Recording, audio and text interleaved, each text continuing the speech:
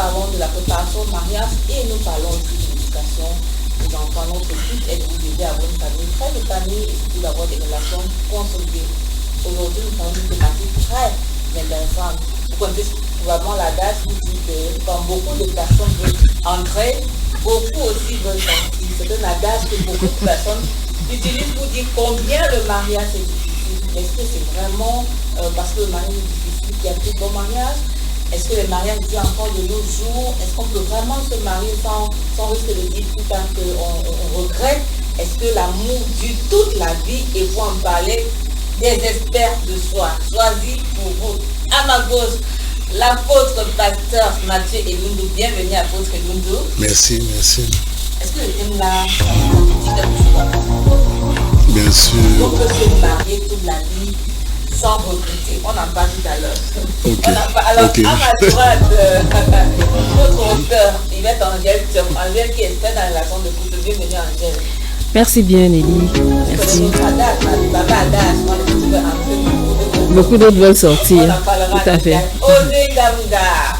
Bienvenue Osé, notre psychothérapeute de Merci. couple. On est bénis. Vraiment, on aura du sang très fructueux sur cette thématique. Nous soufflons et nous revenons pour en parler directement tout à l'heure.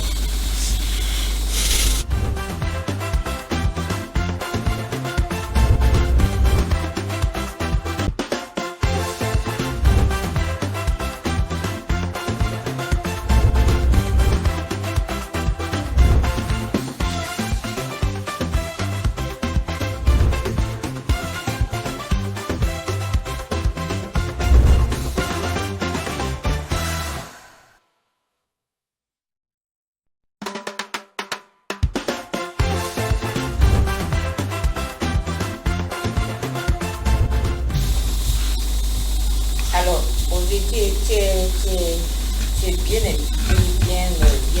intégré dans cette thématique. Alors, beaucoup de jeunes veulent se marier. Beaucoup de jeunes pensent à se marier. Beaucoup veulent même se marier.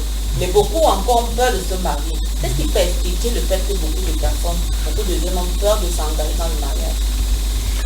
C'est vrai que On a cet adage où les gens disent c'est un entrée, double sortie. Et du coup, ceux qui sont dehors se demandent est-ce que ça vaut le coup d'entrer?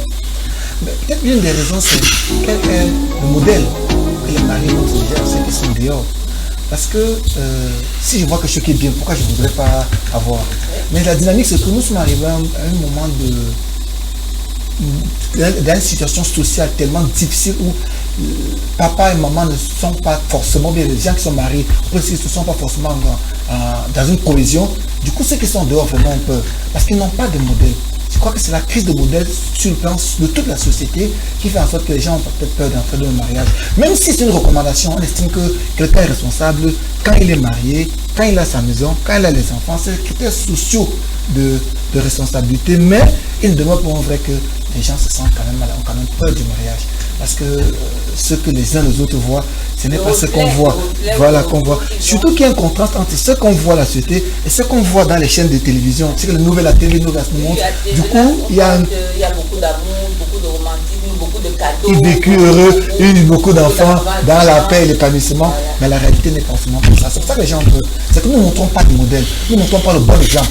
Voilà. Je crois que c'est qu'on ne montre pas où c'est qu'il n'y en a pas. Il y en a, mais il y a très peu. C'est pas qu'il n'y en a pas du tout, non. C'est que tout autour de soi, on a très peu de bons modèles. Bon, évidemment, il n'y a pas de couple parfait, il n'y a aucun problème.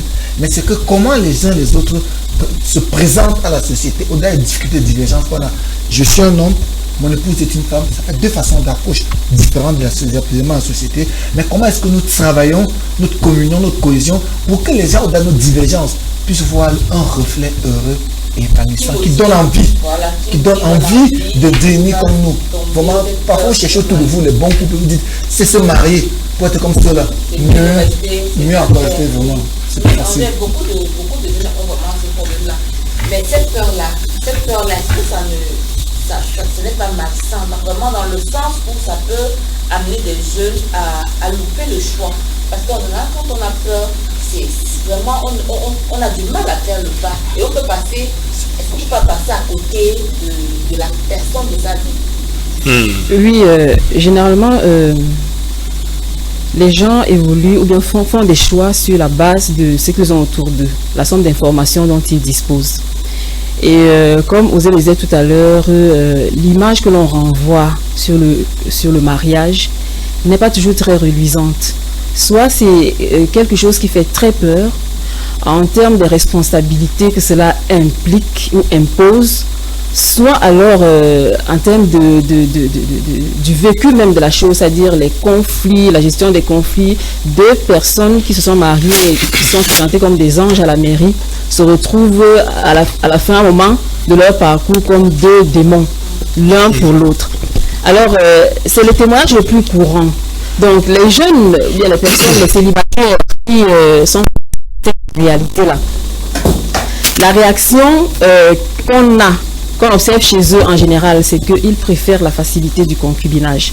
C'est-à-dire du concubinage ou bien des amitiés qui ne les engagent pas à grand-chose en termes de responsabilité. C'est-à-dire quand ça ne va pas, on est libre de dire bon, on se sépare, même s'il y a des enfants. Donc la responsabilité à ce niveau-là est limitée. On se protège, on court moins de risques et on se réfugie justement dans le concubinage, des rapports qui n'ont rien à voir avec le mariage, tout en imitant le mariage. On peut voir des gens qui sont dans des relations 10 ans, 15 ans, 20 ans, sans être jamais s'engager. Oui, mais il s'appelle mon mari, ma femme, ils savent très bien qu'à ce moment, ils sont libres de cette relation-là. Alors, apôtre Ilundu, est-ce qu'on devrait se marier en se disant c'est vrai qu'il y a des mauvais mariages, j'espère faire le bon mariage, mais si ça rate, c'est-à-dire qu'une personne n'est pas encore mariée, commence à dire je m'en vais quand même parce que je crois qu'il faut que je me marie, mais si ça rate, je vais peut-être sortir. Est-ce qu'une personne qui se prépare devrait penser de la sorte? Merci Nana, merci au producteur de cette chaîne. Merci pour l'opportunité que nous donnez de venir partager nos expériences et ce que le Seigneur met comme connaissance pour partager, pour édifier le peuple. Merci aussi pour la question. Ce que je veux dire, c'est que c'est déjà raté quand tu commences déjà une vision avec les peurs. Ça, c'est déjà une vraie plateforme. Parce que le Seigneur dit dans sa parole, dans Luc 14, il dit que car le peuple de vous, si vous bâtissez une tour, ça c'est d'abord pour calculer la défense et facile à défendre. Le mariage, ce n'est pas une aventure. C'est un don de Dieu qui permet à un couple de se réjouir et de vivre leur bonheur sur la terre. Maintenant, si quelqu'un veut entrer en mariage, il faut que cette personne réfléchir d'abord et voir ses capacités, si elle est capable de gérer tout ce qui va venir, comme par exemple le mauvais caractère de son partenaire, ce qui ne peut pas manquer, par exemple les crises aussi, ça ne peut pas manquer. Même dans le mariage de Joseph et Marie, il y a une période où Joseph était dépassé de savoir que son épouse était enceinte. J'imagine un homme qui découvre que sa femme est déjà enceinte, alors que c'est interdit d'avoir des rapports sexuels au mariage. Donc, et en plus en plus encore fiancé, ça c'est une crise, mais il faut que la personne sache qu'il y aura ce genre de choses. Donc cette personne doit déjà préparer son mental déjà pour ça. Est-ce qu'une personne qui envisage une relation conjugale, se marie, ne devrait pas commencer par dire je m'en vais, mais si ça va mal, je vais... Elle ne devrait pas. Ça peut biaiser. Elle va se marier avec un pied dedans, un pied dehors. C'est pas comme ça que ça se passe. Donc, moi, je pense pas que c'est la meilleure des choses. Il faut vraiment avoir cette mentalité que lorsque tu veux faire quelque chose, tu fais ça avec tout ton cœur, que de faire ça avec il faut aller dans l'esprit de la réussite. La réussite doit être. On va aller dans un esprit de réussite. Totalement à fond. On se donne les moyens pour réussir. Si j'ai aimé ces personnes, c'est jusqu'à la fin de ma vie. C'est pas bien d'entrer dans le mariage, d'avoir des pensées encore en arrière.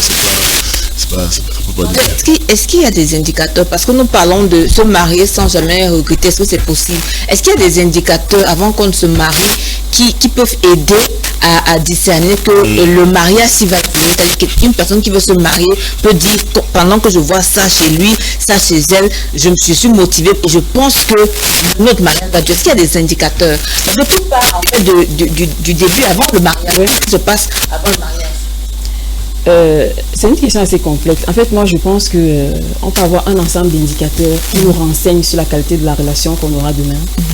Mais quant à se baser sur ces indicateurs-là pour décider, ou bien croire que ça va durer, ou bien ça va pas durer. Parce que là, on est dans ça va bien marcher, ça va durer, ça va pas durer. Oui. Je pense que beaucoup de choses dépendent de nous.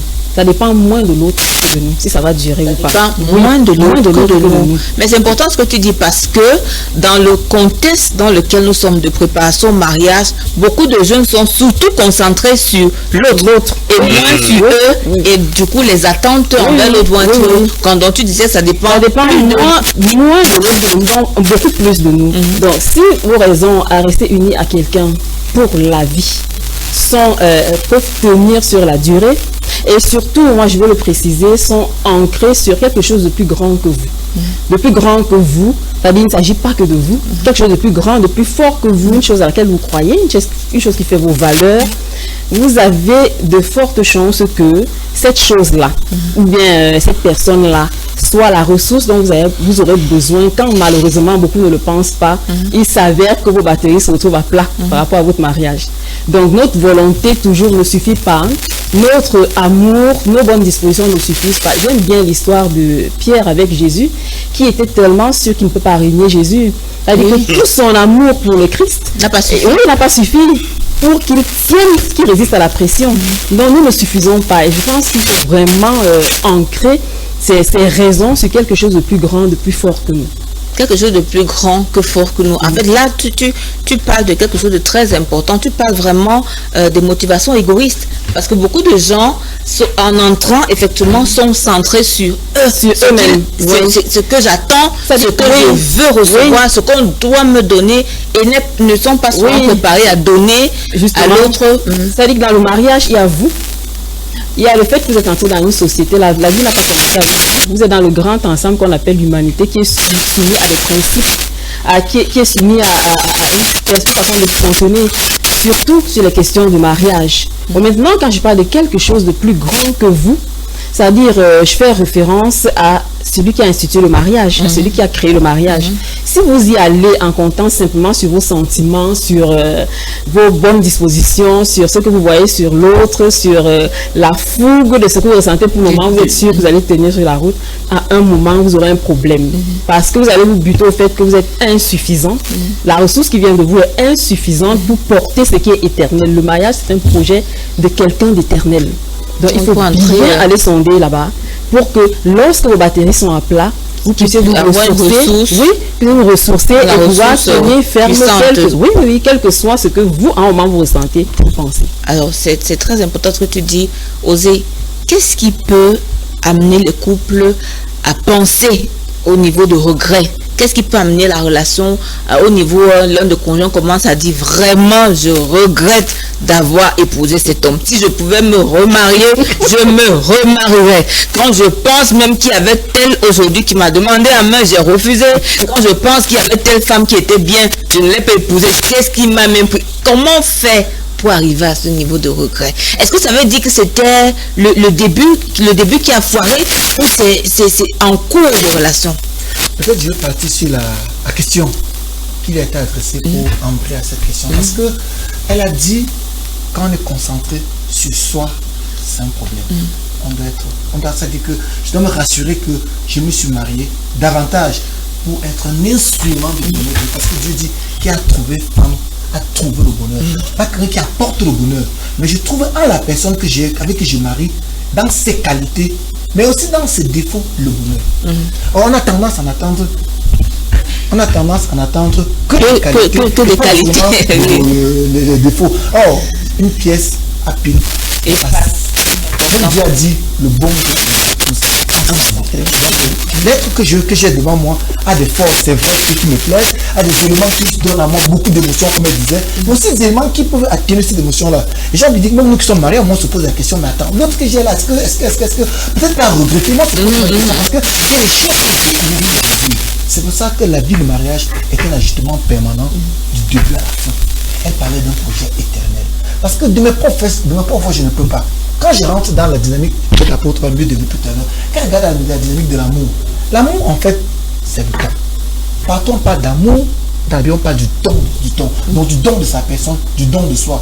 Or, très souvent, je me marie parce que je veux quelqu'un qui va me... Qui va me donner. Je veux quelqu'un qui va me... Pendant que l'homme attend la femme qui va le... La femme attend aussi l'homme qui va le... Donc, du coup, chacun j'attends qui va me... Et puis en fait, on arrive au niveau, à un carrefour d'attente où il n'y a plus rien à donner parce que chacun attend. Or, la dynamique voudrait que chacun travaille à être une bonne personne, à être un bon conjoint. Et c'est pas la faute. Est-ce que je travaille à être de bons conjoints?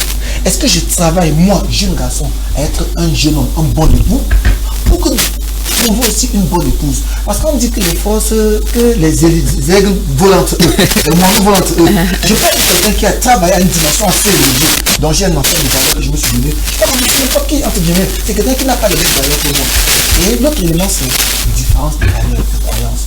Parfois, on a tendance à ne pas prendre ça en compte, mais la société aujourd'hui, après la difficulté que nous avons, est arrivée à un niveau où les parents, selon leur frustration, leur difficulté de mariage, bâtissent l'enfant dans des dynamiques de ce que, comme j'ai subi ceci, l'homme même que ma fille veut épouser, je ne connais pas les valeurs, je ne connais pas les qualités, je ne connais pas les caractéristiques, j'ai là commencé à le fustiger, sans même que ma fille ait même présenté quelqu'un.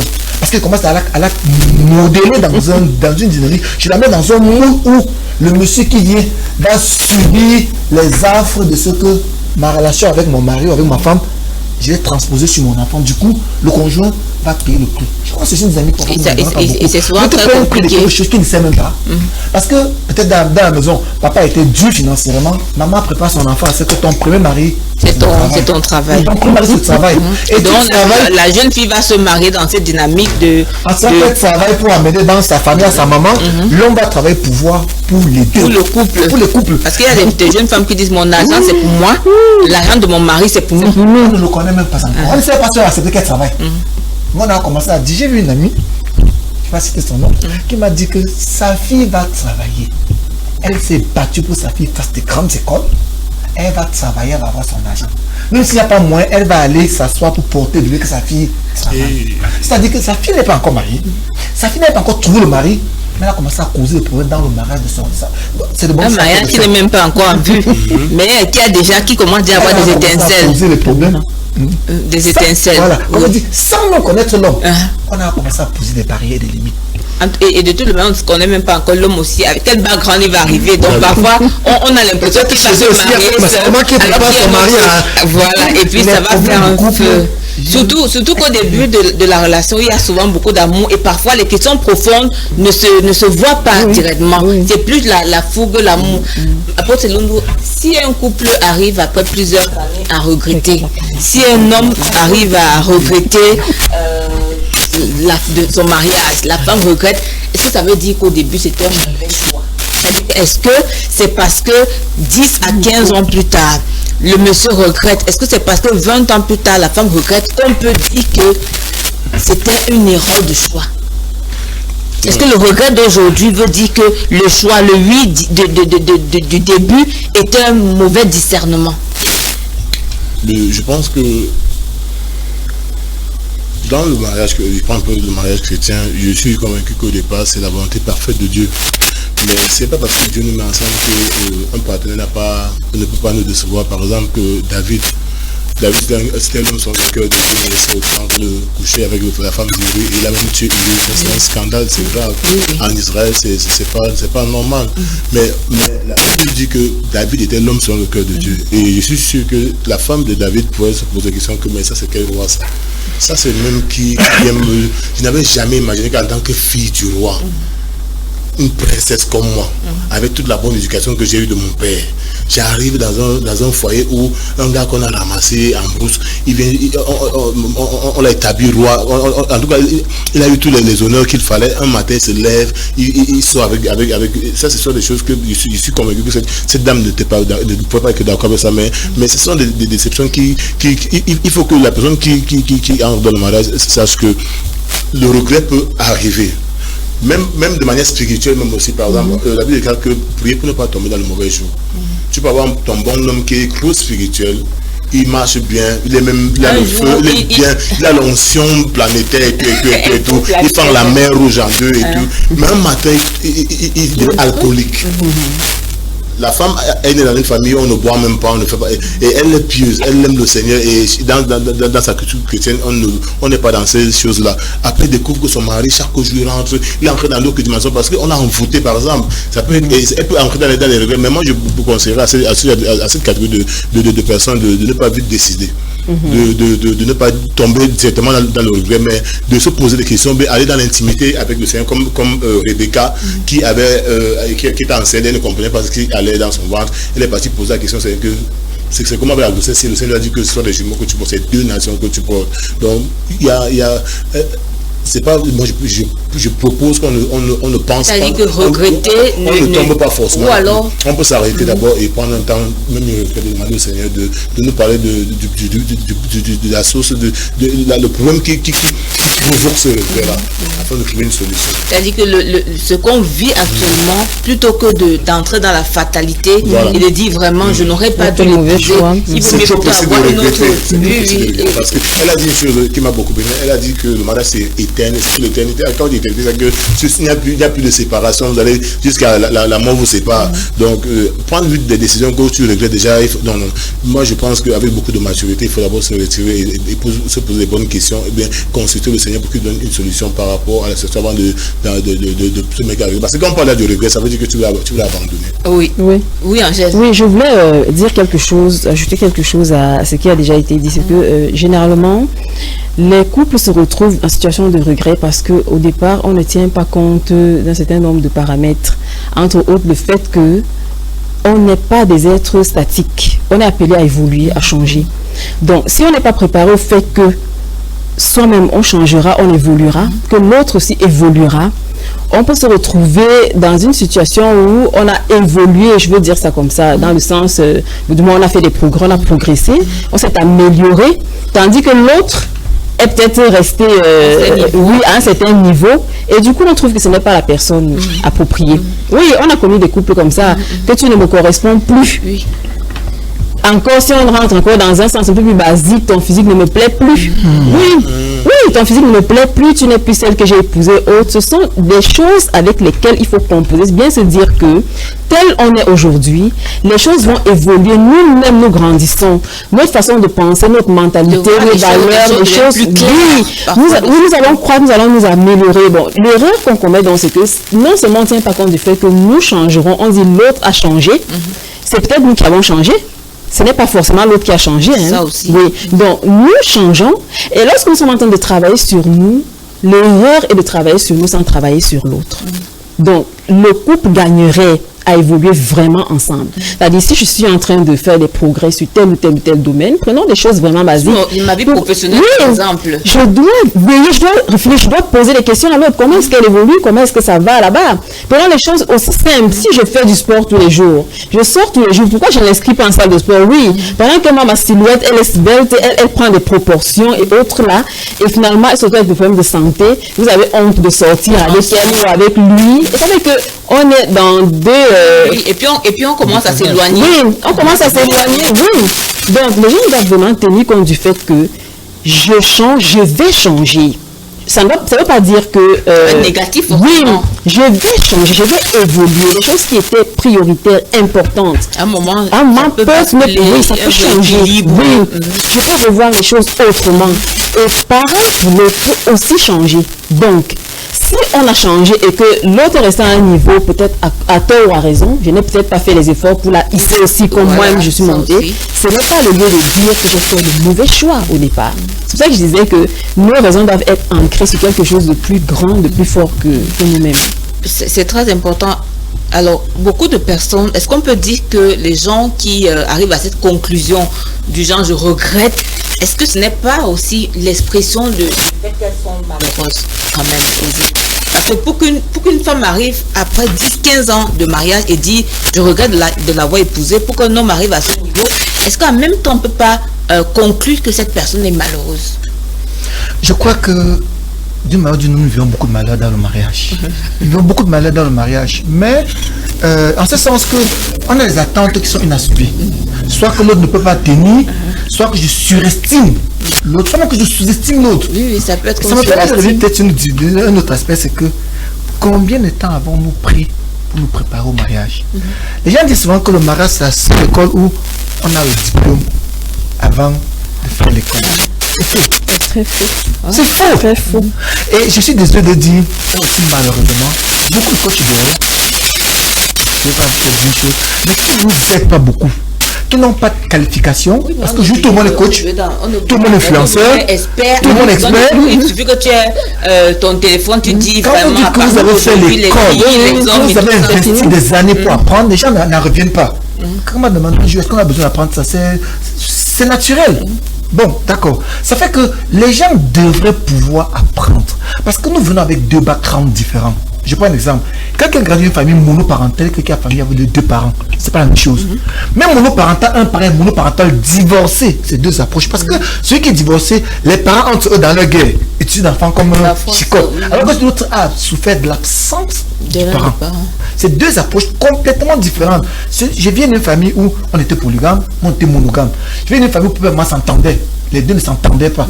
Ce sont les facteurs qui, d'une ou d'une autre, impactent, influencent ma perception du mariage, ma façon de voir le mariage. Donc, quand je viens dans le mariage, nous avons deux approches complètement différentes. Il faut avoir l'humilité de s'asseoir et d'échanger. Parfois, on n'a pas la connaissance, je suis d'accord. Mais il y a des personnes qui sont habilitées, qui peuvent vous accompagner. De plus en plus, il y a les écoles de mariage. Je crois même que tu es promotrice d'un centre de formation au mariage. Il y a de plus en plus, les gens ne vont pas dans cette dynamique-là. C'est pour ça qu'après du temps, on peut se rendre compte. Parce qu'au début, on a commencé, on supporte, on se dit ça va aller. Et très souvent, c'est l'apôtre va le dire tout à l'heure, c'est les jeunes chrétiens très souvent. On se dit, je vais prier, Dieu va le changer. On est conscient que la personne a des limites, mais on croit à la providence. Même Dieu dit, nous mets-toi sur le joug étranger. Enfin, le pasteur est mis par la passer pour le dire. Mais nous avançons avec des a priori. À un moment, on pense que ça va aller. Après un temps, on est fatigué. On n'est pas fatigué parce qu'on découvre. Je crois difficilement qu'on découvre le conjoint dans le mariage. On voit des choses avant, on supporte, on laisse. Je connais une dame qui découvre que son mari a une infidélité. C'est le mercredi. Elle pas dit à sa belle-mère, la mère de son mari, elle appelle le mari, il dit jeudi. Le gars rentre, il tape sur elle. Le samedi, pour aller se marier, on prend vos fards, vos mascaras. On mascara face pour qu'elle ait dit oui. Elle ne le découvre pas. Elle ne découvre pas sa violence. Elle se dit qu'elle va supporter. Après un temps, elle est fatiguée de supporter. Elle se rend compte qu'elle a fait le mauvais choix. En général, on voit avant. Mais comment on dit ce bandit? On dit que quoi? C'est mon bandit. Mais je supporte ton bandit Scalanda. C'est ça. Parce qu'on est rempli d'émotions. On ne voit pas la réalité. Et quand la réalité s'impose à nous, on peut regretter. Mais très souvent, ce n'est pas des choses qu'on ne connaît pas. Et c'est où on a supporté après un temps, on a laissé. Ou alors, parfois on supporte en se disant, j'ai le regard fixé sur lui. Parfois des séminaires. Quand on vient au séminaire, on dit que tu as vu. Je dis souvent ça. Voilà comme même lui il a dit non. Parce qu'on va écouter au séminaire pas pour soi. On écoute pour l'autre. Du coup, cette dynamique, ça ne nous bénit pas. Ça ne nous bénit pas parce qu'on a l'impression qu'on veut changer l'autre. On n'est pas prêt à changer. Et ce qu'Angèle a dit au départ, c'est que en fait, on a une grande faculté d'action sur nous et pas sur l'autre. L'action sur l'autre est minime. On peut poser des actes qui amènent l'autre à suivre, qui peut suivre. Mais le grand rayon d'action, elle a dit, booste même l'autre. Voilà. Mais il faudra que nous ayons nous-mêmes posé des actes qui peuvent susciter en l'autre l'envie de changer. Donc le regret peut venir effectivement peut-être parce qu'on s'est fatigué d'attendre, peut-être parce qu'on voit mieux ce qu'on refusait de voir hier, peut-être des choses comme ça. Mais en général, je ne pense pas qu'on découvre le conjoint dans le mariage. On ne découvre pas forcément tout. Peut-être que tout. Angèle a quand même dit un point. Je dis en globalement, en fait, il y a des choses qui viennent là. On peut mettre dans découverte le fait qu'on grandit dans la vision, la manière de voir des choses, une nouvelle manière de percevoir, mais oser entrer de dire vraiment dans le sens où il y a des choses qu'on avait souvent très bien vues, mais qu'on refusait de voir, et qui lorsque ça revient dans le mariage, on est vraiment blessé. Il y a cet aspect-là. Il y a d'autres choses. La fiançailles, tu ne vis pas avec il y a des choses qui peuvent te c'est même dans le foyer que vous découvrez. Et maintenant, au niveau de l'union, là, il faut devenir une seule chair. C'est là où c'est la vie que vous vivez ensemble là, qui permet que vous découvrez, même les petits caractères cachés et tout ça. Il y a des caractères qu'on voit facilement. On découvre quand on est dans... On peut découvrir dans le foyer. Par exemple, la sexualité de ta femme. Il y a des choses que tu vas découvrir là-bas. Moi, je prends un exemple. Moi, je me donnais sur mes témoignages. Quand le Seigneur m'avait dit que c'est mon temps de me marier, et il m'avait dit que ton épouse là-bas. Quand tu vas aller au camp de jeunes, c'est là-bas que tu vas trouver ton épouse. Et je me souviens le premier jour du camp de jeunes, j'avais vu mon épouse et j'ai demandé à elle. Elle m'a dit, prends-toi. J'ai insisté, elle a prié le Seigneur à confirmer. Maintenant, je me souviens d'une chose, c'est que lorsqu'il fallait maintenant établir les fiançailles, j'étais encore jeune converti, j'avais encore un problème de couche de nuit, j'étais encore étudiant gens parce que en 2010, il y avait un problème de couche de lait. Elle m'avait dit une chose quand elle m'avait dit que lorsque mon mari va venir, il aura un problème comme ça. Signes qui confirment. Il y avait plusieurs signes, mais ça c'est un des signes pour confirmer que la chose vient vraiment de Dieu. Et moi j'avais un problème de couche de lait et personne ne savait.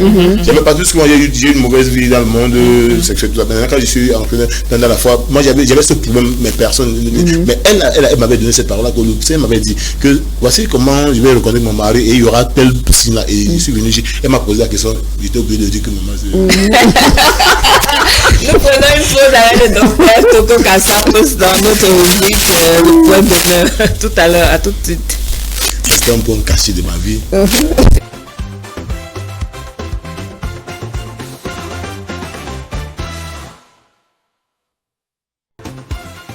Bonjour à toutes, bonjour à tous, bienvenue à notre rubrique santé. Aujourd'hui, nous allons parler d'automédication. Alors, c'est quoi l'automédication? C'est le fait d'administrer ou de s'administrer des médicaments sans prescription médicale. Je sais que dans pratiquement toutes les maisons, c'est comme une habitude. Quand on a un bobo quelque part, on regarde rapidement ce qu'on a dans sa boîte à pharmacie et puis on le prend pour se soulager. Ce n'est pas quelque chose qui est mal en soi, à condition de connaître le médicament et de maîtriser en fait son maniement. Vous savez qu'en matière de prescription de médicaments, il y a plusieurs paramètres qui rentrent en compte. Déjà, il y a l'indication du médicament, c'est-à-dire ce pourquoi le médicament a été fabriqué, quels sont les signes, les symptômes qu'il est censé traiter. Ensuite, il y a la personne qui prend le médicament, donc il faut considérer son poids, son âge, ses autres antécédents médicaux, c'est-à-dire les maladies qu'il a et qui pourraient faire une entrave en fait à l'action du médicament. Il faut également regarder la date de péremption. Ça, c'est quelque chose qu'on ne fait pas souvent.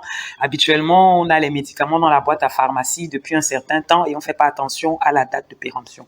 Ce qui est recommandé lorsqu'on a un malaise, c'est vraiment de consulter un médecin. C'est quelque chose qui doit entrer dans notre culture. Je sais que ce n'est pas très commun. Les moyens financiers ne le permettent pas toujours, mais c'est vraiment beaucoup plus prudent de consulter un médecin ou à la rigueur de se rendre à la pharmacie la plus proche pour être conseillé quant aux médicaments qu'on doit prendre. Alors, en matière de prescription médicale, comme je le disais tout à l'heure, il y a des paramètres qu'il faut prendre en compte. On a parlé de l'indication, de la posologie, du patient, mais il faut savoir que les médicaments ont également des effets secondaires qui sont susceptibles d'agir sur nos organes, notamment le foie, les reins, l'estomac. C'est la raison pour laquelle ce n'est pas prudent de prendre un médicament sans vraiment en avoir reçu la prescription d'un médecin pour savoir quelle est la quantité que vous devez prendre, comment, pendant combien de temps et pour quelles raisons. Donc, je veux simplement vous encourager aujourd'hui, à partir d'aujourd'hui, à consulter un médecin quand vous vous sentez pas bien pour être sûr que le traitement que vous prendrez sera celui-là qui vous sera bénéfique. Alors, je vous dis au revoir et à très bientôt pour une autre émission.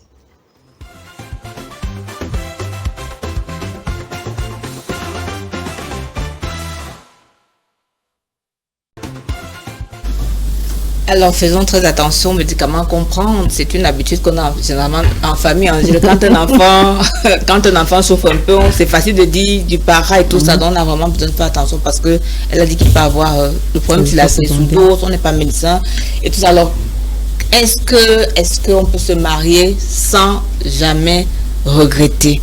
Alors, apôtre Elondo, beaucoup de jeunes personnes qui se préparent au mariage, surtout dans le cadre de l'église, on leur dit Dieu veut que le mariage ne finit pas. Est-ce que les jeunes, est-ce que c'est parce que la Bible dit que le mariage à vie, que les chrétiens vivent vraiment le mariage à vie? Quand tu parles de mariage à vie, tu veux dire... Le mariage, ça dit qu'on se marie, la mort ne sait pas, puisque notre thème c'est sans regretter, parce que est-ce qu'il y a des chrétiens qui regrettent au point de ne pas rester dans le mariage? Bien sûr.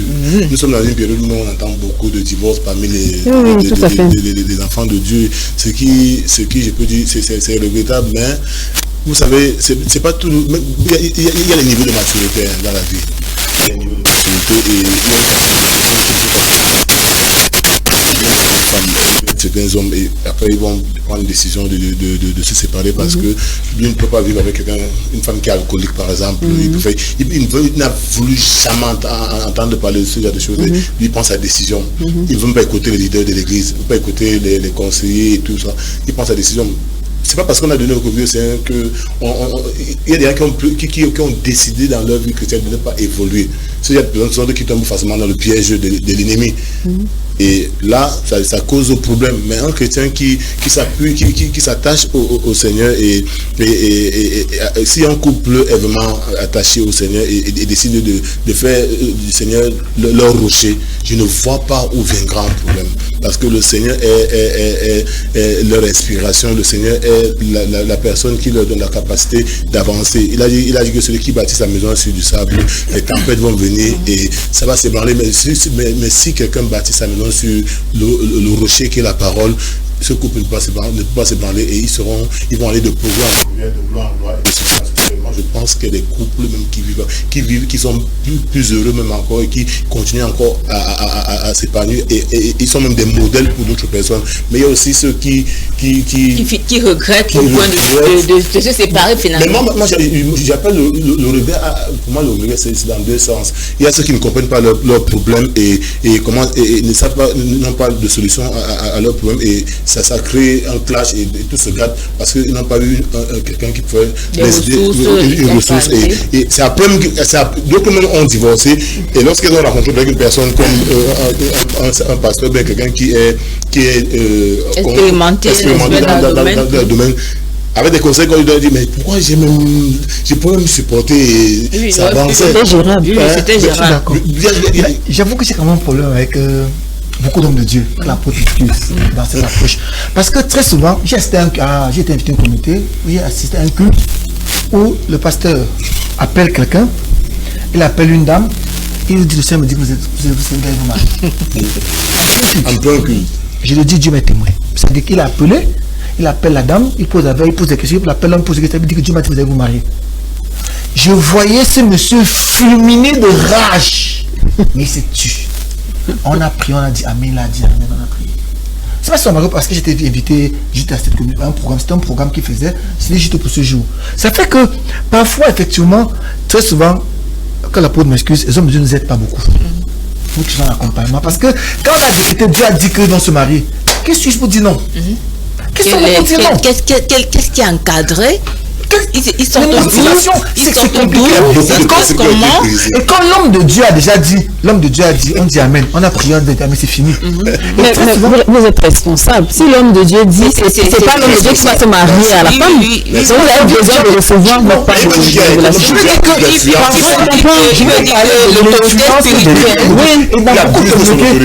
dans beaucoup de communications, souvent, les gens m'ont dit que l'homme de Dieu a dit que pas la Bible a dit que. Je suis désolé. Beaucoup sont fait ça. Le débat n'est pas sûr. Non, en fait, je crois que c'est pas vraiment. Il va expliquer un peu. On parle du regret des chrétiens. On parle du fait que les chrétiens peuvent regretter. C'est bien. Au point de pas du tout. Voilà. Et là, dans ces amis-là, les gens subissent la vie en couple et ne vivent pas la vie en couple. Pourquoi? Parce que ça vient de ce que Dieu a dit. Parce qu'il suffit que cette personne change de communauté et dit j'ai beau être chrétien, je divorce parce que en fait, c'est pas encore qu'il faut changer. Mais très souvent, on est dans la même communauté, on est suivi pour le même berger. Du coup, il a tendance à nous dire qu'il faut prier, il faut laisser venir, que ton cœur n'a pas de ton cœur. En fait, parce que parfois, les bases simples n'ont pas été posées. Ça peut être vrai. Mais est-ce qu'il y a eu un accompagnement à cette union que Dieu a donnée? Peut-être parfois il n'y en a pas. Donc du coup je veux dire que il est bien que parfois nous comprenions que même ceux qui sont parfois dans le mariage ne sortent pas parce qu'ils sont des victimes du système dans lequel nous sommes. On a grandi un évangile interdit. Tu ne feras pas, tu ne feras pas, tu ne feras pas. Par exemple, on dit aux gens que le sexe est mauvais avant le mariage. C'est le plus grand péché. Dès qu'on se marie, on dit le lendemain que c'est bon. La transition est passée. C'est cette transition-là, on ne l'a pas. Ce qui fait que parfois les gens subissent le mariage à travers un couple. Je crois que la personne a écouté 14 ans de mariage avec un enfant, avec le premier enfant qui a 4 enfants, le premier a 11 ans. Tout le rapport se fait un suppression pendant 14 ans. Parce qu'on lui a dit que le sexe était mauvais. Dans les séminaires, tu dis aux gens qu'on prenne un rapport, parce que les gens vous disent que non. que même pour ça on prie. Parce que les gens ont l'impression qu'il y a des tabous. Donc les gens qui vivent mal le sexe ne peuvent que regretter. Et quand l'occasion peut-être va arriver, on va dire que non, c'est que tu as d'abord fait comment pour aller dehors. C'est parce que tu as triché. En fait, nous sommes dans une dynamique où on a beaucoup d'interdits, on n'est pas assez éduqué, quand la Bible nous peut faute de connaissances, c'est fait que on va même le fait qu'on dit qu'on ne divorce pas. C'est vrai que la Bible dit qu'on ne divorce pas, mais pour une question de vie, je ne vais pas laisser les gens mourir. Bon, une femme qu'on tape tous les jours, on dit qu'on te tape tous les jours parce qu'on dit qu'on ne divorce pas. Je vous dis que la Bible est claire qu'on ne divorce pas. Mais ce que je veux dire, c'est qu'on est... On évolue. Je veux dire qu'on évolue parce que même si il y a de mauvais mariages, il y a quand même de bons mariages. Parce que nous parlons de regretter, c'est-à-dire que ceux qui regrettent, c'est forcément parce qu'à un moment des choses se sont passées d'une certaine manière. Mais est-ce qu'on va dire qu'il n'y a que de mauvais mariages? Non, malheureusement, la Bible dit que les choses anciennes sont passées. Dieu dit qu'il sera nos cœurs de chien en cœur de pierre. Pour dire que même si on a subi cette dynamique-là, il y a possibilité de se refaire. Mais même à côté, il y a des personnes qui n'ont pas forcément subi. Non, je regarde à ceux qui regrettent. Je regarde juste à ceux qui regrettent. À ceux qui regrettent, il y a possibilité de s'en sortir. Voilà. Nous, à ce mariage, ça veut dire qu'il y a des personnes. Les conseillers, nous sommes là, on a été formés pour vous aider à vous rebâtir, à vous repositionner, à prendre de nouveaux engagements. Il n'est jamais trop tard. Même après 20 ans, 25 ans de mariage, c'est possible de se refaire. Ça, c'est possible de le faire. Ça, c'est pour ceux qui sont dans le regret. Mais en fait, la question est de savoir, est-ce qu'on va regretter? Il peut arriver qu'on ait cherché. Comme il y en a qui vivent, qui apprennent à accepter l'autre tel que l'autre est avec ses forces. Mais il y a aussi, il y a aussi par rapport à ce qu'il a encore dit. Il y a l'histoire de Joseph qui me marque beaucoup dans la Bible parce que Joseph reçoit un rêve. Le mariage peut être un rêve que Dieu te donne. C'est une vision. Et l'histoire de Joseph est un peu trop bizarre parce que ça commence très mal. Ses frères, on peut dire lapider, le vendre, il part en prison, la femme de Potiphar veut faire qu'il tombe dans le péché et tout et tout. Il est accusé de tout. Mais à la fin dans cette vision, dans ce rêve qui le concernait, tout était glorieux. Un mariage peut très mal commencer. Avec trop de problèmes. Par exemple, ça peut commencer qu'au départ, le couple est ignorant. Il y a eu des mauvais amis qui sont infiltrés, qui ont donné des mauvais conseils. La belle famille s'est infiltrée, elle a donné de mauvais conseils. Même le pasteur peut être aussi maladroit. Je prends un exemple. Parlant de pasteur, c'est pas pour dire que tous sont mauvais, il y a des très bons pasteurs. Moi, je me souviens quand je me parlais de mon épouse, par exemple, c'était interdit d'avoir des fiançailles quand tu parles là-bas, étant célibataire, c'est interdit. Maintenant, moi, je ne pensais même pas à ça. C'est là-bas que Dieu me dit que temps de mariage, quand tu pars à l'école, au camp de tu vas trouver ton épouse. Et moi, j'aimais tellement mon pasteur de Bamenda, mon pasteur, on nous envoie soit en stage. Je suis parti chez lui, je lui ai dit que, papa, Dieu m'a parlé, Dieu m'a montré, quand il était au camp, ils ont rencontré la femme que j'attendais depuis. Je suis tellement content. Oh papa, après il me dit que ce n'est pas ta femme. J'avais cru. Quand il m'a dit ça parce que je faisais tellement confiance. La relation. Lorsqu'il disait quelque chose, donc, ça ne tardait pas de s'accomplir. Donc pour moi, je ne pouvais pas croire que... Non, j'ai commencé à oublier que Dieu aussi peut me parler. Et j'ai commencé à croire que il est tellement parfait, lui ne peut pas faire des erreurs. Et c'est vrai que ça m'avait tellement blessé. Ça m'avait tellement blessé. Mais heureusement que j'ai eu recours au Seigneur. Que Seigneur, tu m'as parlé. Non, le papa dit, et je me souviens lorsque j'étais parti dans son église, il y a une maman qui était prophétise dans la même église, qui avait prophétisé, on était en France là, à l'école publique, elle a dit en plein cul de guerre, le Seigneur dit que toi, un des étudiants pasteurs là qui a rencontré son épouse, mais ça ne pas de qui elle parlait, mais il s'agissait de moi. Mais j'avais été vraiment blessé, mais j'ai décidé de partir poser la question, c'est que l'affaire ici c'est comment, puisque j'avais eu beaucoup de signes, et c'est après que ça m'a encore donné d'autres signes qui confirmaient que c'est ton épouse. Donc vous parlez du fait de un peu ça. Moi, je trouve que c'est bien. On est responsable. Si on ne met pas en avant ce côté responsable, on peut mettre effectivement le poids de notre trame du couple sur les autres. Vraiment, si on a écouté la voix de tel ou de tel, ça allait être marqué. Alors, Angèle, il y a les gens qui vivent plusieurs années sans se plaindre.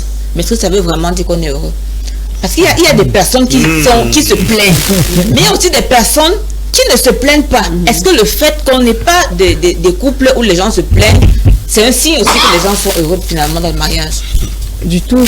On parle souvent de silence des cimetières. Moi, je préfère même les couples bruyants, à ceux qui ne se disputent jamais, à ceux qui n'ont jamais rien à se reprocher, à ceux qui donnent l'impression que tout va très bien. C'est pas possible. C'est pas possible. Si vous êtes souvent en conflit avec votre propre personne, à plus forte raison avec l'autre. Donc, il n'est pas possible que on soit tout le temps là, 24 heures sur 24, sans qu'il y ait quelque chose que vous ayez à remettre en question. Ça ne conduit pas forcément à un conflit. Donc, le fait de se taire, le fait d'être silencieux dans un couple ne veut pas dire que tout va bien dans le couple. Souvent, c'est de la résignation. Oui, souvent, tu sais, on voit ça beaucoup chez les femmes qui disent vraiment, j'évite les problèmes.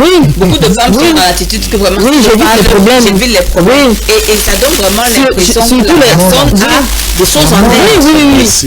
Et ce genre de personne n'attend que la faille pour se libérer d'un tel mariage. C'est-à-dire n'attend que la faille.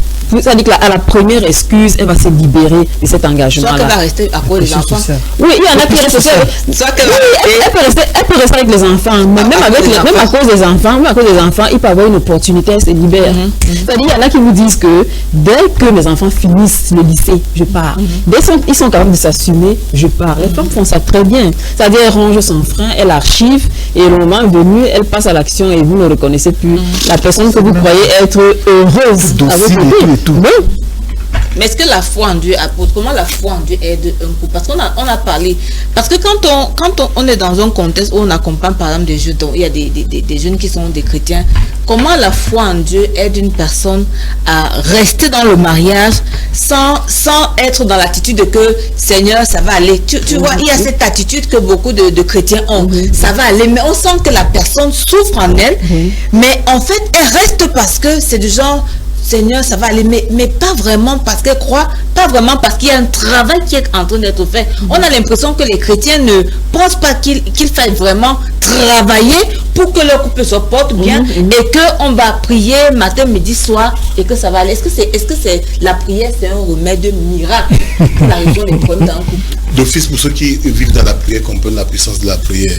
Quelqu'un peut même être même païen. Je suis sûr que les disciples ont prié pour que Paul devienne chrétien, alors qu'il persécutait l'Église. Voilà quelqu'un qui n'a même pas l'intention de donner sa vie au Seigneur. Et il a même participé à la mort d'Étienne. Mais je suis convaincu que pendant ces moments de persécution, l'Église s'est levée. L'Église a prié que le type-ci, qui ne fait que décrire l'Église de la Seigneur, tu fais comment? Et l'Église a tellement prié au point où le Seigneur s'est révélé à lui et a changé son caractère, a dit à Paul qu'à partir de Paul, pourquoi tu me persécutes? Donc moi je pense que le Seigneur est notre seul recours. Mais apôtre, et nous sommes bien dans le contexte là. Même dans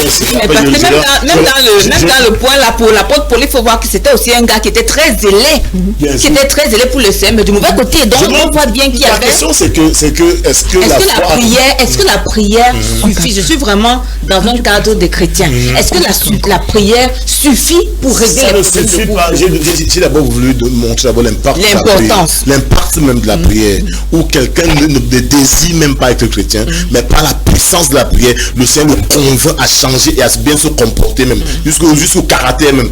Ça c'est ce que j'aime. Au point il est arrivé au niveau, il a dit que si je vis, ce n'est plus moi qui vis, mais c'est Christ qui vit en moi. Moi je pense au départ, je comprends beaucoup questions, mais je vais d'abord donner l'impact de la prière. La prière est capable de beaucoup changer les choses. Et la deuxième partie maintenant, c'est que le Seigneur n'est pas venu nous promettre un paradis, qu'elle dit entre guillemets, que tout va aller très bien. Là, il dit que ce que monsieur porte sa croix. Donc, quand tu suis le Seigneur, il y a des choses que tu dois d'abord travailler sur toi-même.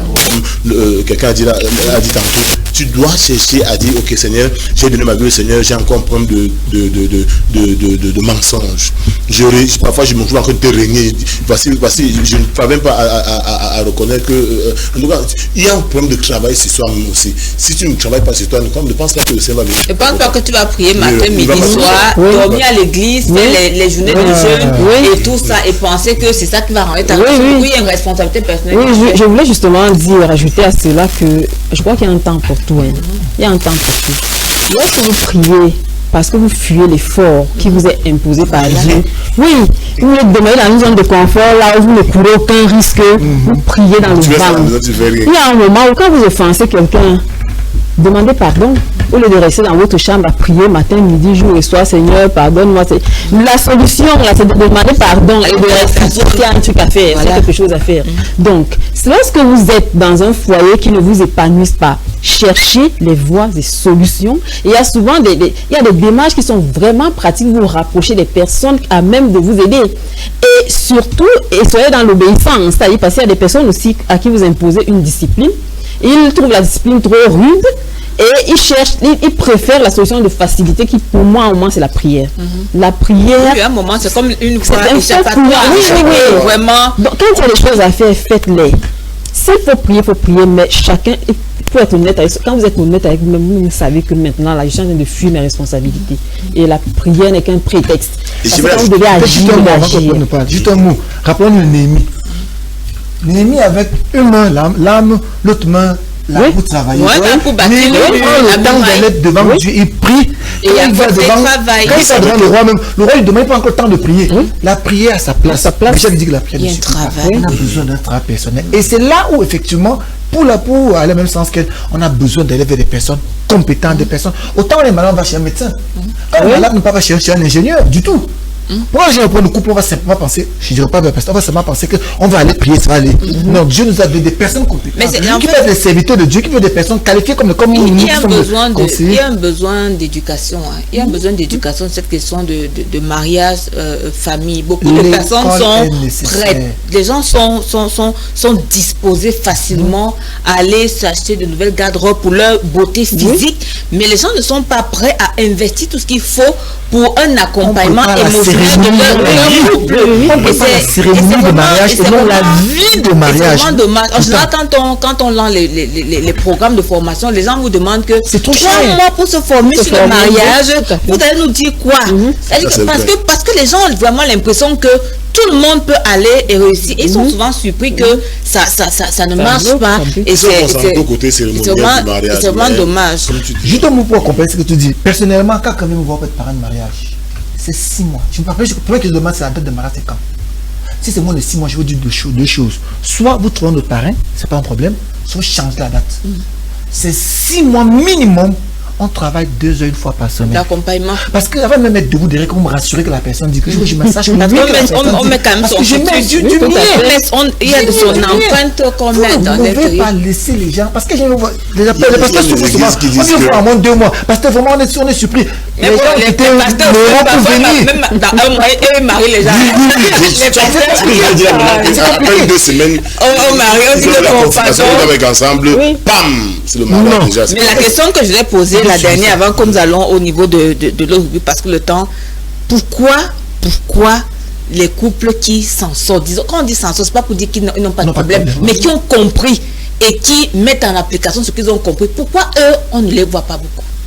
Parce qu'on est vraiment dans un milieu où vous allez voir sur les réseaux sociaux, vous avez soit des gens qui font beaucoup du matu vu parce qu'il faut démontrer quelque chose, mais soit vous avez vraiment des gens où ça va pas et des mauvais témoins. Pourquoi ceux qui s'en sortent, qui ont compris, qui on ne les voit pas?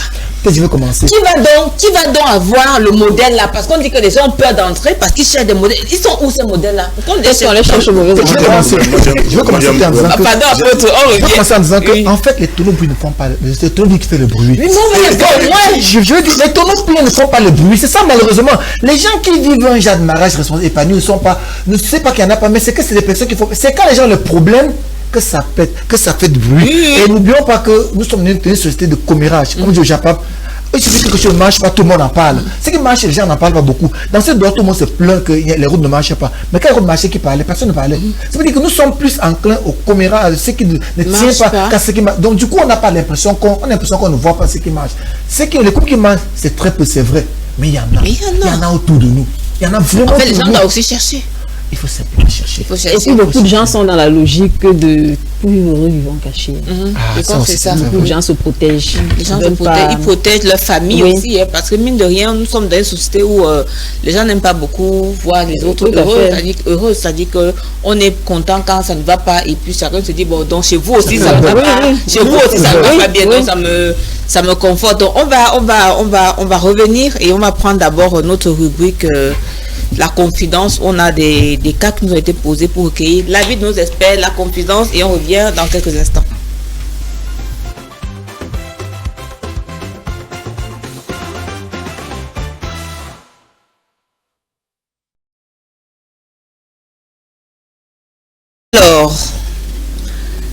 premier cas, comme toujours, nous avons 2 cas. Bonjour Côte. Après 10 ans de mariage, j'ai le sentiment que ma femme n'est pas celle que je croyais épouser.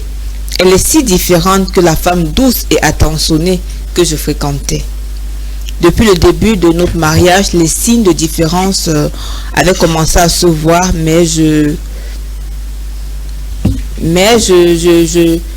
me disais que ça allait changer, que c'était juste une phase transitoire. Depuis 10 ans de mariage, j'ai très rarement été en contact avec la douceur de mon épouse. Mon mariage est devenu ennuyeux et aucune motivation de faire des projets avec elle. Je ne veux pas me séparer d'elle, mais je souffre de ne pas apprécier sa présence, pourtant elle est si belle. Tout ceci a créé de la distance entre nous. Que faire? Alors, moi je pense que dans ce genre de cas, là c'est un homme qui parle. On sent un homme amoureux. Il dit que malgré je l'aime, mais je ne suis pas en contact avec sa douceur. Ce n'est pas la femme que je croyais avoir épousée. Je vais répondre parce que je connais un couple que j'ai reçu qui vivait la même chose. Maintenant, le monsieur a découvert que la femme était douce, calme, mais c'est dans le foyer qu'il a aussi découvert que la femme était tellement têtue. Et la têtudesse ne finissait jamais. Alors qu'il avait des projets. Par exemple, tu as un grand homme, tu as beaucoup d'argent et tu as donné quelque chose, un véhicule par exemple. Et tu ne peux que compter sur ton épouse. Il y a une date qui est déjà établie pour aller le faire. Maintenant, tu appelles ton épouse, tu dis que chérie, j'envoie l'argent, va récupérer. Elle te dit que, excuse-moi, je suis au salon de coiffure, j'ai fait mon make-up. Et tout ça.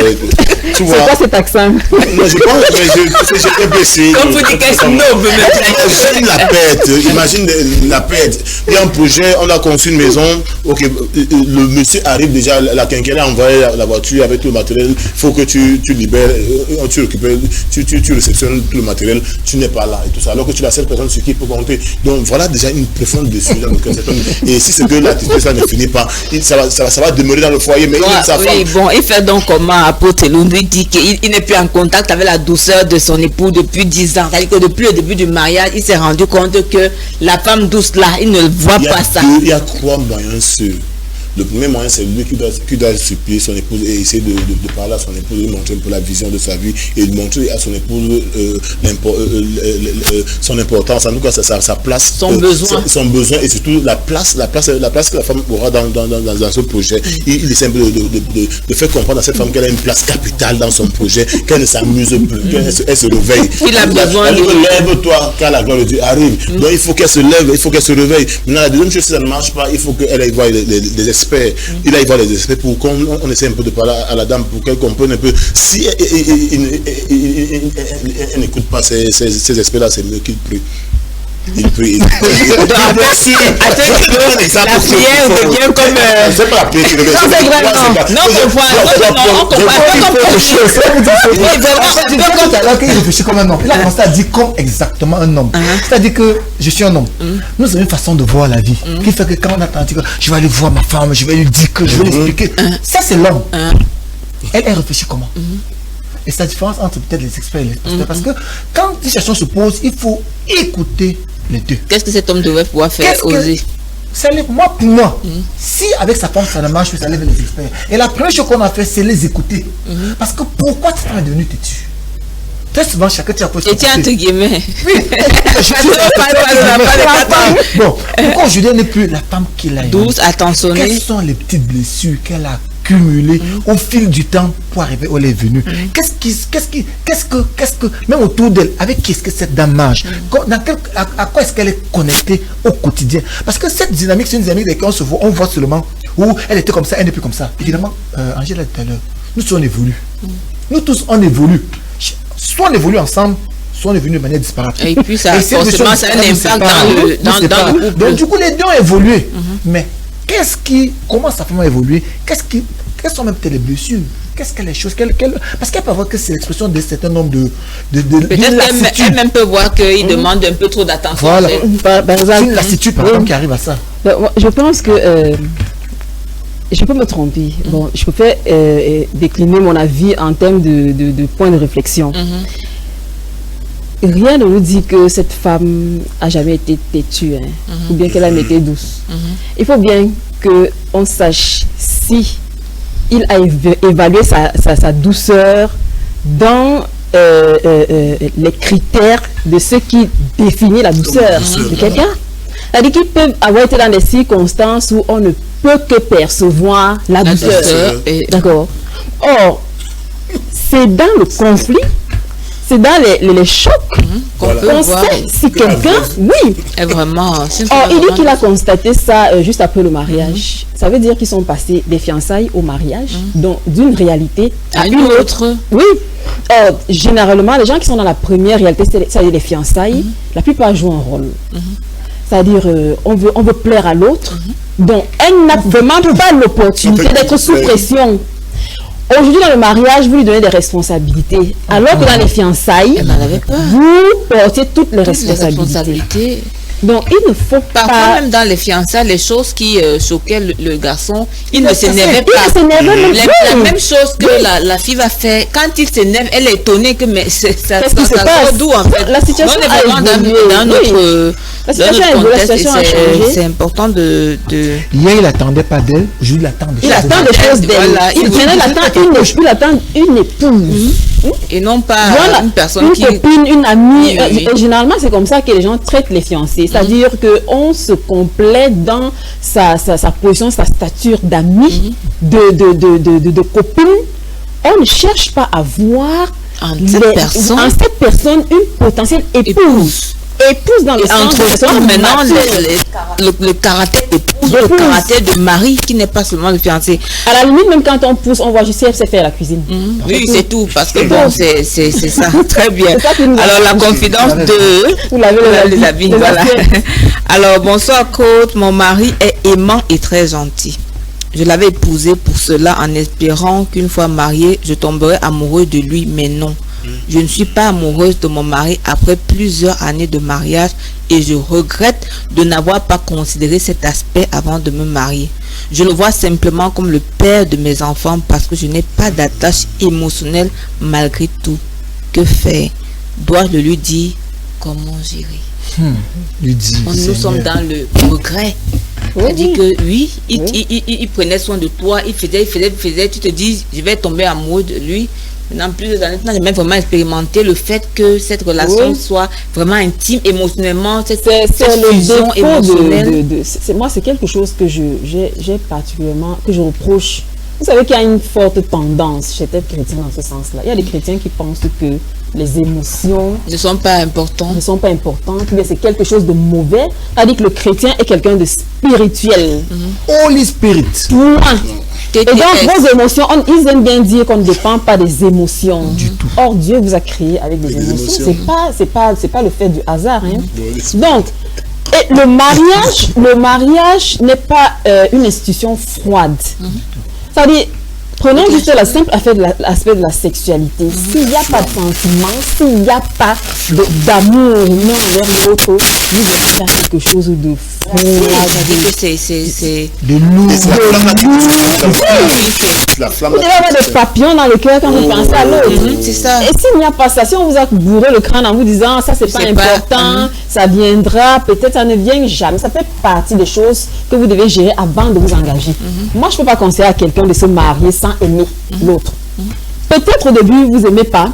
D'accord, c'est-à-dire quand on commence, mais pendant que vous évoluez, avant d'aller dire oui là-bas, rassurez-vous que vous dites non.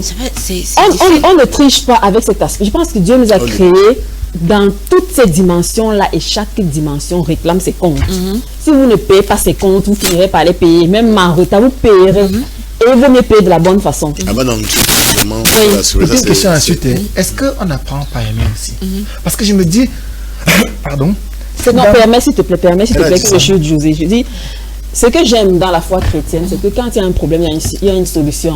C'est-à-dire, généralement, on insiste sur à ce niveau, c'est parce que le problème est là et c'est choquant, parce qu'on aurait pu l'éviter. Mais il n'y a pas de situation désespérée.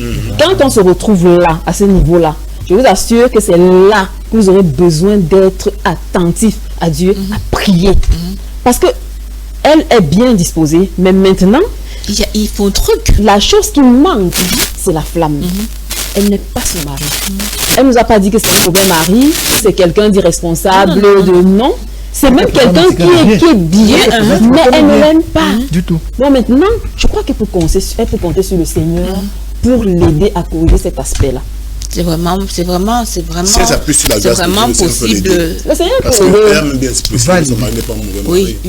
il n'est pas mauvais mari, mais c'est vraiment important les émotions, donc soyons pas froid. C'est-à-dire que même dans l'encadrement des célibataires, c'est vrai qu'en général, on va leur dire il ne faut pas mettre le plan émotionnel au début, parce que ça peut être, mais c'est important. Parce que, comme on dit souvent, qu'on ne se marie pas pour faire un groupe de prière. C'est-à-dire que c'est quand on prie, on n'a pas forcément besoin d'être amoureux du frère ou de la soeur avec laquelle on fait la nuit de prière ou l'intercession, mais son mari, on a besoin d'avoir... c'est pour ça qu'elle a besoin maintenant des moments de prière pour travailler cet élément qu'elle a vu au départ. Oui, elle a vraiment qu'elle a faim, mais qu'elle a négligé et qu'il la rattrape. La dynamique, c'est que, comme je disais tout à l'heure, peut-être tu me vas comme c'est que beaucoup de choses, nous les voyons avant. Peut-être pas tout comme on a dit, mais on voit beaucoup de choses avant. Elle reconnaît qu'elle ne l'aimait pas et qu'elle le voit comme le père de ses enfants. Pourquoi est-ce qu'elle ne travaille pas à voir en lui des éléments qui peuvent donner en elle la place? Parce qu'il faut aussi apprendre, quand la Bible dit contre les bienfaits de Dieu, tu verras donc comment le nombre est grand. C'est en adorant qu'on voit que le nombre est grand. Est-ce qu'elle ne peut pas chaque jour, il y a un programme que je partage qui vient de Quentin qui dit un mariage qui s'ouvre chaque matin. Où il demande des exercices qui permettent aux mariés de renouveler la flamme, de raviver la flamme. Parce que le mariage, l'amour, c'est une flamme. Parfois, c'est une dynamique où quelqu'un a besoin d'être aidé. Voilà. Parce que si elle arrive à ce niveau, après plusieurs années. Elle a finalement pas arrivé à ce niveau, puisque. Est-ce que c'est pas. Oui, en fait, elle voit. Donc, ça veut dire qu'elle arrive au niveau, elle a besoin de quelqu'un qui peut l'aider à dire bon, fais ça, vas-y. Parce que là, elle voit les bienfaits chaque jour, puisqu'elle le dit. Il est attentionné, donc, elle voit vraiment les bienfaits, mais ça n'arrive pas à susciter. Donc, merci pour votre expertise. Nous acheminons vers la fin de notre émission, mais on a encore notre dernière rubrique. Notre dernière rubrique. À votre avis, c'est tout à l'heure. À votre avis.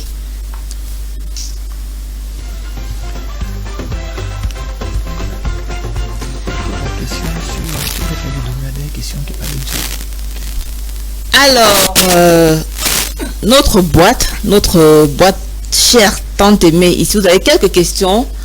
Le principe reste le même. Chacun de vous choisit une question. Vous lisez la question à voix basse dans votre cœur. Si vous êtes à l'aise pour répondre à la question, vous la répondrez. Si vous n'êtes pas à l'aise, vous allez tout simplement changer de question et vous allez répondre quand la question sera celle qui vous gardera le plus à l'aise possible.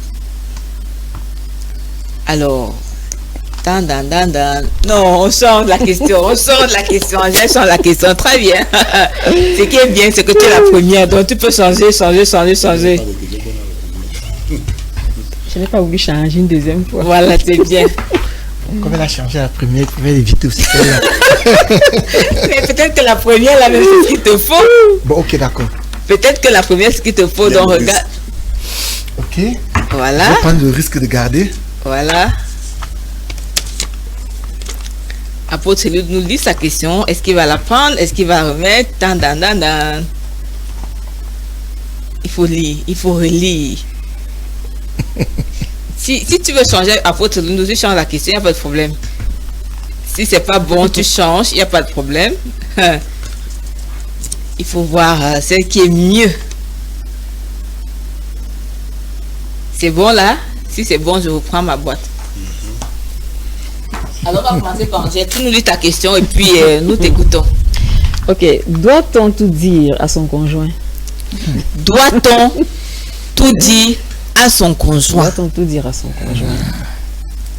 Doit-on tout dire à son conjoint? C'est une question assez complexe et on ne peut pas y répondre par oui ou par non. On doit tout dire, on ne doit pas tout dire. Mais ce par contre que je sais, c'est que ce que je crois savoir, c'est que l'information pour le conjoint doit être disponible. Bon, maintenant, j'ai des réserves au niveau de dire quand, comment. Parce que généralement, il y a des gens qui disent des choses pour se libérer. Et pour moi, c'est une motivation égoïste. Parce que vous ne savez pas comment l'autre va accueillir ce que vous voulez dire. Donc, il faut tenir compte d'un ensemble de paramètres avant de dire. Et c'est pour ça qu'il faut je crois, à mon avis, dépendent de Dieu pour dire. Mais tu as posé un bon principe, Angèle, en disant l'information doit être disponible. En fait, il ne faut pas être quelqu'un qui est disposé d'abord, qui a priori peut cacher les choses. Maintenant, si l'autre demande, on doit pouvoir dire. Parce qu'on est dans une relation de la transparence, c'est un principe fondamental. Dans la relation de couple, tenir compte également de l'autre pour que ce ne soit pas un défoulement, en fait, où je te dis ce que je ressens, pour me libérer, moi, blesser, pour me libérer, et je ne fais pas attention à toi. Très bien. Alors, osez. J'avoue, la question précédente, j'ai pas le jeu toute une émission. Hein. Même la mienne. Je comprends pourquoi Angèle a reposé. Oui, peut-être acheter entre guillemets. Un mariage acheté entre guillemets peut-il durer?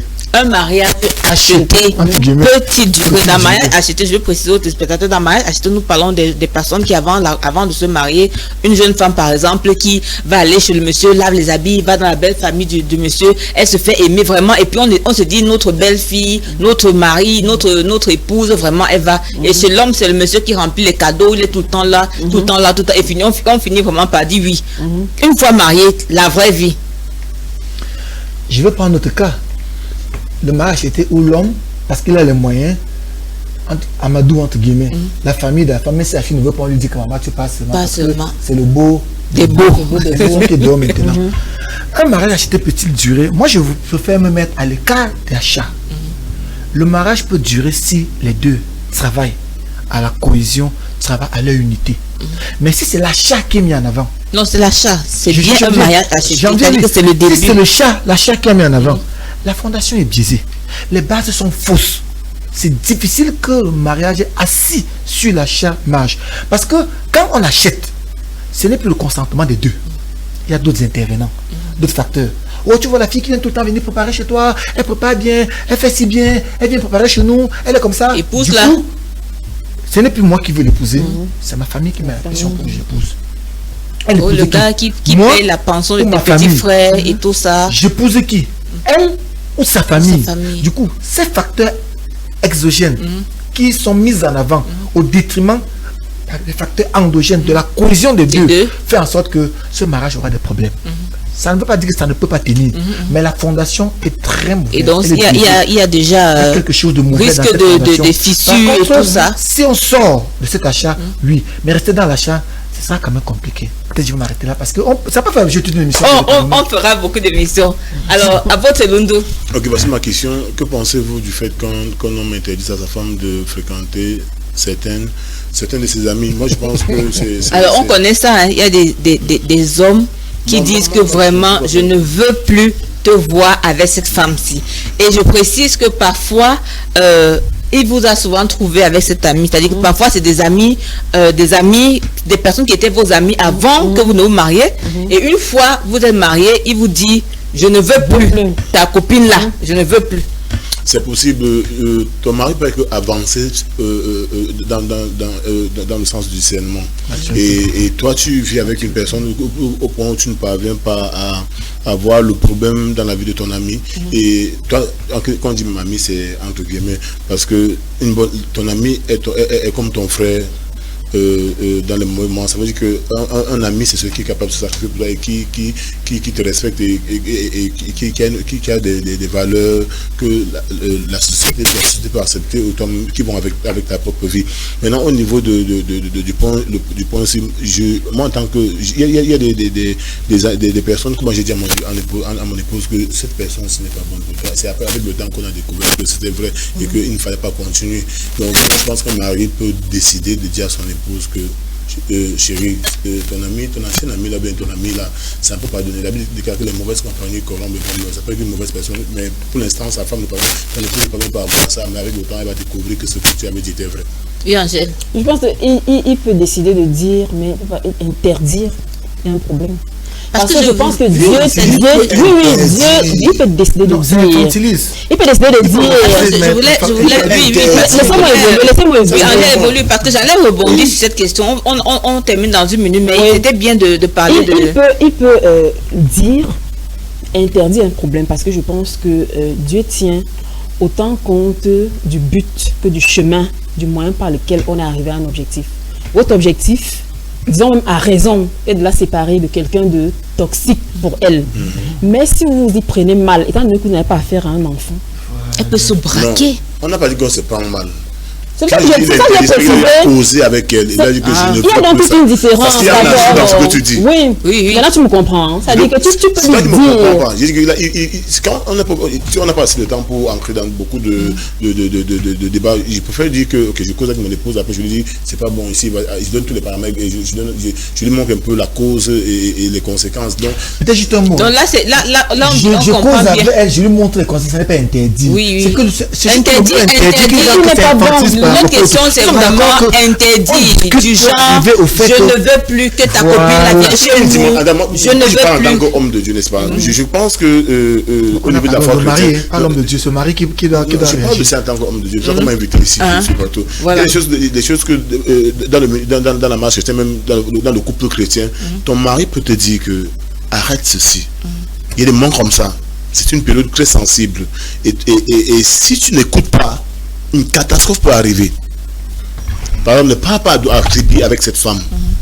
Il y aura, je peux m'expliquer, il y aura un accident. Moi, je vois ça en tant qu'homme de Dieu. Et toi, tu refuses d'accepter, alors que depuis, je t'avais insisté même par rapport à ça. Et tu t'entêtes, tu pars. Et c'est bien parce que Dieu va enseigner la femme. Parce que même si elle refuse, Elle peut mourir avec sa vie. Mais ça, c'est pas de la dimension de l'homme de Dieu étant son mari. Il faut qu'on prenne ça au sérieux. Non, les principes de Dieu ne changent pas. Parce qu'elle est La dans femme- la la femme n'est pas- la femme n'est pas un enfant. C'est vrai. Mais il y a un certain niveau où le Seigneur nous dit asseyez-vous si vous voulez que les pains se multiplient. Je comprends bien, je comprends. Moi, je veux pas penser. L'apôtre Je veux est pas vraiment forcer. dans la dynamique de L'homme la de Dieu, mais dynamique là, il y a- de Non, l'homme je de comprends Dieu. très bien. de Quel l'homme moment de il faut Dieu. être prompt à adhérer à la volonté de l'autre. Il y a des D'accord. choses où on a besoin Oui, de on a laisser parlé que de la relations, personne, des amitiés. la personne qui Peut-être des amis est comme mature, un peu- elle est un peu mature, fort et en parfois mots. Dieu peut On amène vouloir, à peut changer. laisser que quelque chose arrive à une femme pour qu'elle apprenne à écouter son mari. Parce que Parfois. parfois, une femme peut être une femme rebelle et Dieu lui, même si Dieu peut peut la faire fouetter que, même. même elle a un bras amputé, et là, la elle fouetter. va être une épouse bien c'est soumise possible. parce que Dieu lui aura appris à écouter, Il peut même voir le mal de écouter. loin et il insiste même parce qu'il a vu le mal de loin. S'il veut Voilà, pas que le bras de son possible. épouse soit amputé parce Mais- qu'il veut les deux bras de son épouse. Mais parfois, ça peut être bien pour la femme, pour que dans la suite, il ait une épouse soumise ça qui va différence entre- l'écouter, plutôt que d'avoir une épouse à qui on doit toujours parler tout le temps. Donc, pour dire que, de toutes les manières, on va revenir sur ce genre de questions, n'est-ce pas? Merci d'être passé notre temps arrivé. Merci beaucoup à votre Elundu, vraiment. 1h30, ça passe, on a l'impression que C'est ça, on c'est est ça, encore c'est à ça. 30 minutes. C'est des questions Comme le frère importantes. disait C'est des questions, oui, cette question, on va revenir. C'est des questions importantes que les gens se posent généralement. Merci apôtre Elundu. C'est moi qui dis Vraiment, merci. on se reverra encore dans une prochaine émission. Merci. Angèle, merci beaucoup. Notre expert en couple, notre psychothérapeute de couple, merci Osé pour ta disponibilité, chers téléspectateurs de CEF TV. C'est avec beaucoup de plaisir que nous vous disons au revoir et à très bientôt, mardi prochain pour une nouvelle thématique avec des invités encore choc. Bonne journée.